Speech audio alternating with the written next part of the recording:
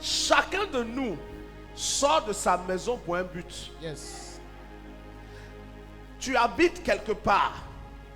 Et là où tu habites, on dit c'est ta demeure.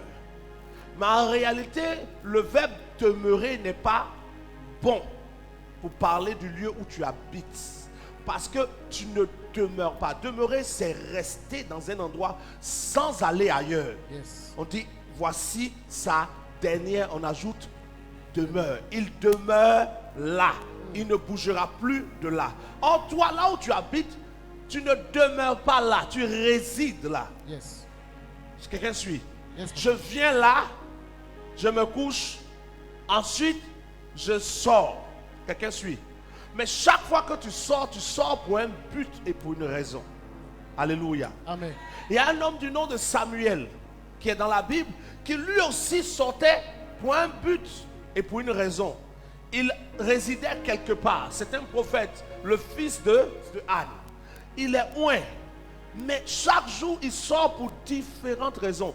Il y a des fois où Samuel est sorti pour rendre visite. Il y a des fois où Samuel est sorti parce qu'il devait acheter à manger. Yes. Il y a des fois où il est sorti parce que Dieu voulait qu'il se promène un peu pour méditer. Mais il y a un jour particulier où Samuel est sorti parce qu'il devait aller loin d'un roi. Moi, je suis sorti pour quelqu'un qui doit être loin ce matin. Yes, sir. Yes, sir. Yes, sir.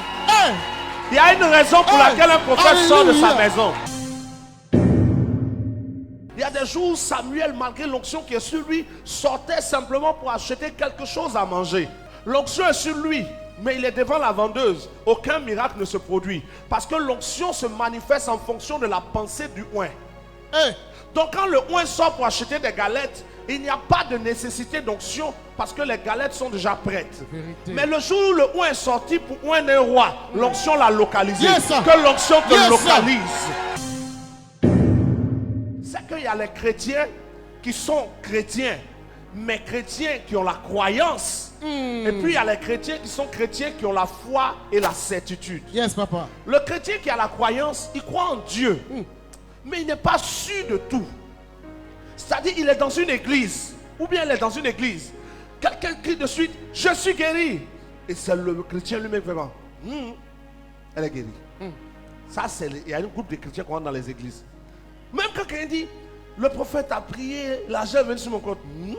Elle ment. Parce que lui-même, il ne vit rien de bon. Mais le chrétien qui expérimente Dieu, quand lui, il entend une parole qui dit, je suis venu moindre quelqu'un, il sait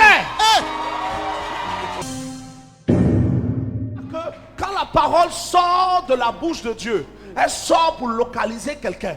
Maintenant, écoutez, quand la parole sort, je ne sais pas comment je vais vous donner l'image, ça va vous aider. Je ne comprenais pas pourquoi Bartimée était obligé de crier pour que Jésus se retourne. Parce qu'en réalité, Jésus sait qui est Bartimée. En réalité, il sait qu'il est aveugle. En réalité, Jésus sait que la femme a des pertes de sang. En réalité, Jésus sait que Lazare va mourir. Mais pourquoi ils sont obligés de faire quelque chose pour attirer son attention? Il y a des missiles que quand on tire, ils ne peuvent pas atteindre une cible qui n'est pas en mouvement. Le missile là, pour qu'il est géolocalisé, il doit géolocaliser la cible. Mais au moment où il vient là, il faut que la cible soit en mouvement pour qu'il atteigne. La bénédiction de l'Éternel est pour les vivants. Yes. Le vivant est celui qui est en mouvement. Quand tu es là, on parle de la bénédiction, tu es dur comme ça. Tu cherches quoi? Quoi? Tu cherches quoi? Yes, sir. Tu cherches Quoi? On dit, l'Éternel va te lever. Amen. L'Éternel va te faire prospérer. Amen.